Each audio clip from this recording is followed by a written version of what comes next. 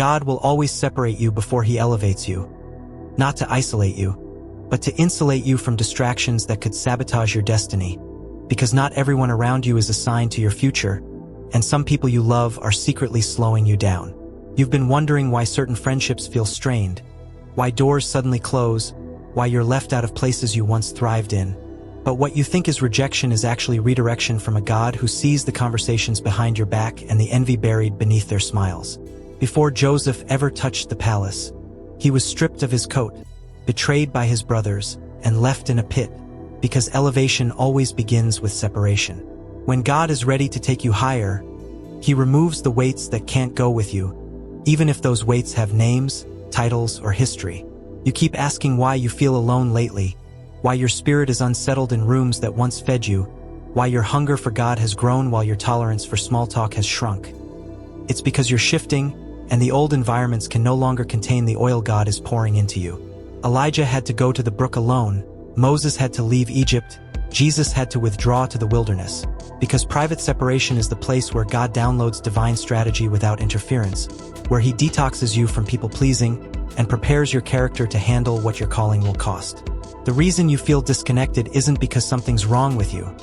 It's because God is upgrading your identity in the secret place, breaking off your dependence on affirmation, and removing the noise so you can finally hear his voice clearly.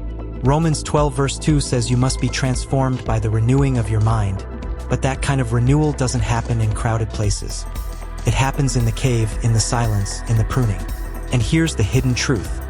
Some of the people you're begging to stay were only assigned to your previous level, and if you try to drag them into your next, they will resent your growth and become the very distraction the enemy uses to derail your destiny. When God separates you, it's not punishment, it's preparation, and the isolation is often a sign that elevation is near. He's not trying to hurt you, he's trying to make room for what he's about to pour into you, and some vessels around you can't handle that overflow. This is your wilderness season, the place where God strips you of everything familiar so he can reveal what's eternal.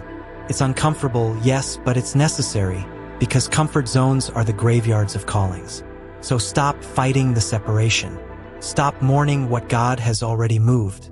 Stop trying to revive dead connections that died for a reason. You've outgrown that level, that circle, that version of yourself, and God loves you too much to let you stay small. He's setting you apart so he can lift you up without limitation. And when the elevation comes, you'll realize the separation wasn't loss.